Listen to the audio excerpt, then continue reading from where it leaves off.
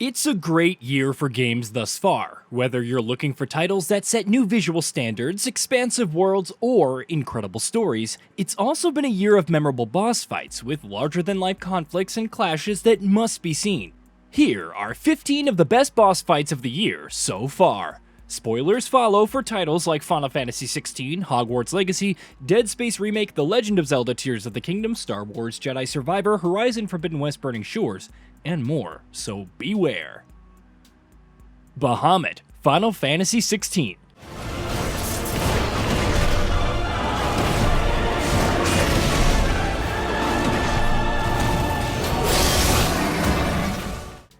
This fight is impressive in many ways, not just because it's coming after the battles with Titan, but because of how much more epic the scale feels. You're fighting on the ground as Ifrit and get an awesome beam attack. Then you transition to a Panzer Dragoon style shoot 'em up as Phoenix, which is way cooler than the first time you played him in the prologue. Ifrit and Phoenix then team up before combining and battling Bahamut in the planet's orbit. It's flashy but substantial and becomes even more exciting with each new sequence.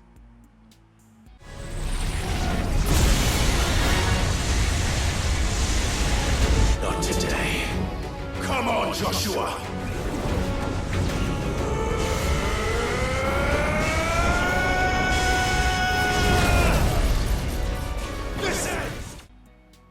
Golden Tempest, Wild Hearts. The Golden Tempest is first spotted grooming its paws like a cat would. How cute! It then proceeds to obliterate you with sand projectiles that expand on impact, sometimes covering the immediate area. Of course, its physical attacks are arguably worse, since they chunk a significant amount of health on hit. Perhaps the coolest part is when it creates a sand orb in the air and slam dunks it for a massive explosion. Difficult? Yeah, but Golden Tempest also feels fair and is still one of the best bosses in the game, despite so many new additions post-launch.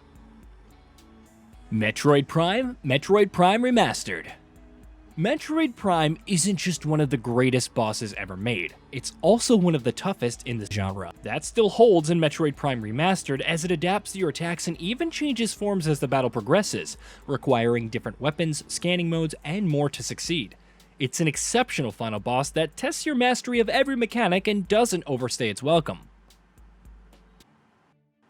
Lu Bu, Wolong Fallen Dynasty. Wolong Fallen Dynasty has its share of tough fights, and for many, Lu Bu is one of the toughest despite being in the middle of the game.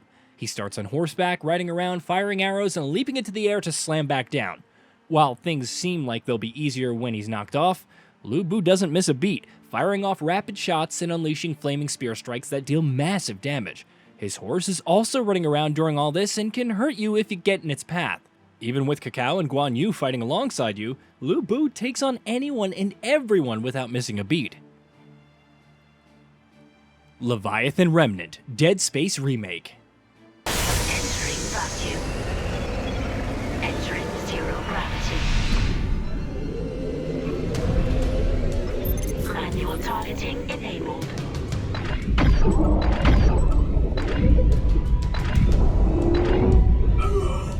If you ever felt like the Leviathan was too much of a pushover, then good news. The remake adds the Leviathan Remnant, which requires activating cannons and targeting it to destroy.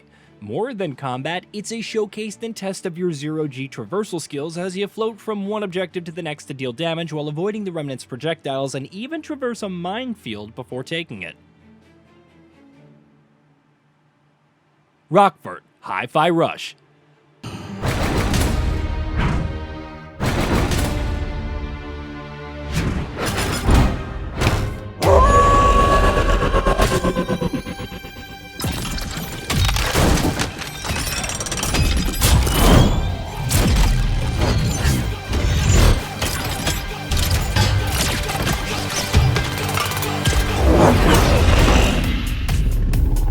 Hey guys!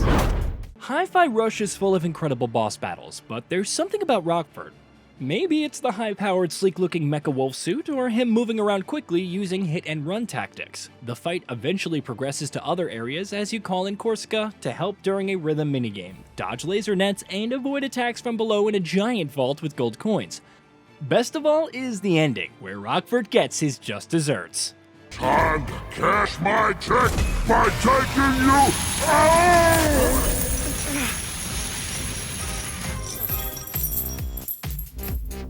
Quarter 3 earnings delivered. Please watch out for falling profits. Titan Lost, Final Fantasy XVI.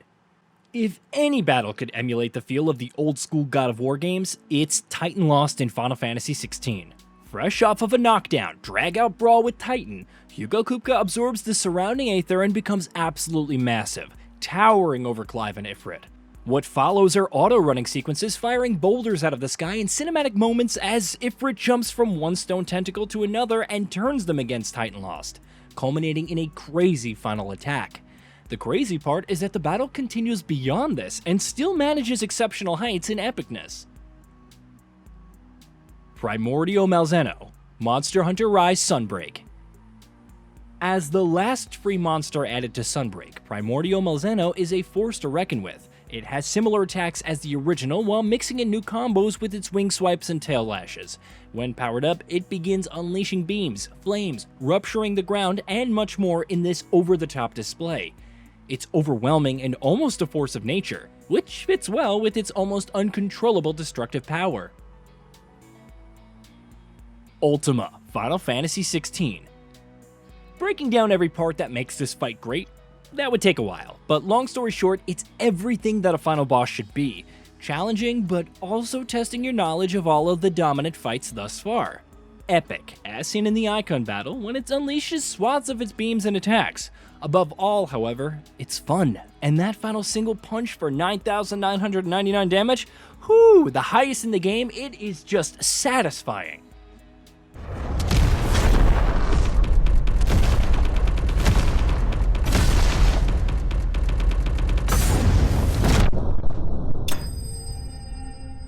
BODE AKUNA, Second Fight, Star Wars Jedi Survivor.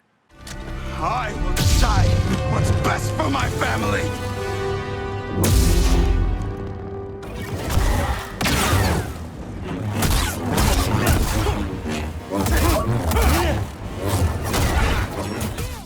After Bode's betrayal, you finally exact some revenge and take him on. The fight is exceptional because Bode is a competent Jedi and very good at mixing in blaster attacks. Having Marin's help also leads to some cool moments, and eventually Bode will become serious enough to two-hand his lightsaber, charging up his moveset entirely. Of course, the conclusion is also top tier, calling back to a classic Star Wars moment, but with a twist.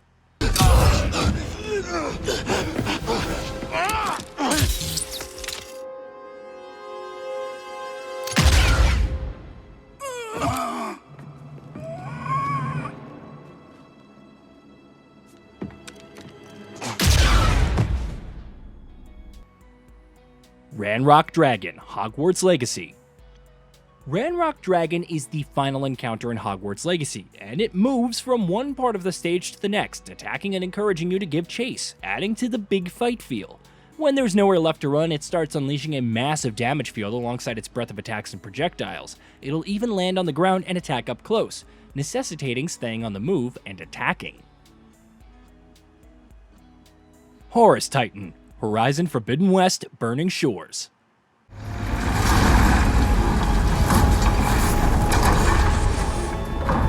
It's still overheating.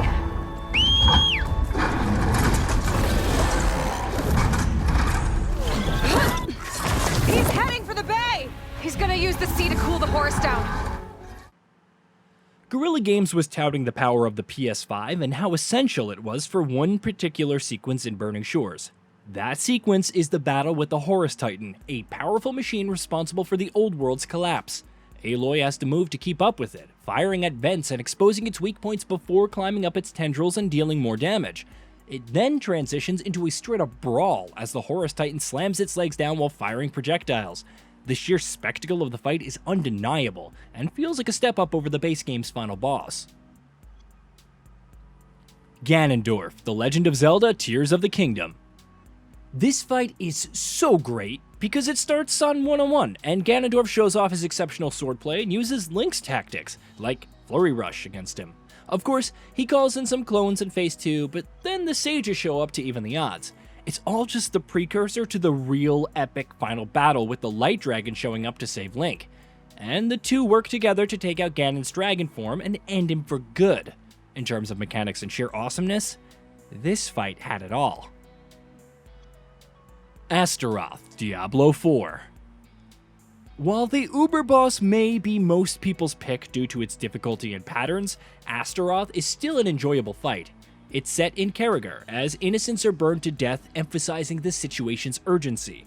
Astaroth is also constantly on the move, with his Cerberus-style mount emitting fire while meteors fire from the sky.